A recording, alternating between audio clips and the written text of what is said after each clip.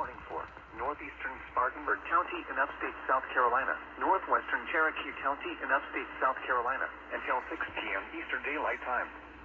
At 5:35 p.m. Eastern Daylight Time, a severe thunderstorm was located 10 miles north of Spartanburg, or near Boiling Springs, South Carolina, moving east at 30 miles per hour.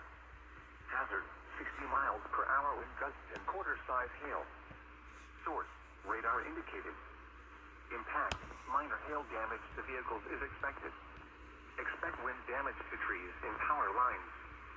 Locations impacted include Boiling Springs, South Carolina, Cowpens, Mayo, Chesney, Cowpens National Battlefield, Lake Bowen, Fingerville, and Eamon. Scattered trees and power lines will be blown down in the warned area. Seek shelter inside an interior room. Please report damaging wind, hail, or flooding to the National Weather Service Greenville Spartanburg by calling toll-free 1-800-267-8101 or by posting on our Facebook page or tweet us using hashtag NWSGST. Your message should describe the event and the specific location where it occurred.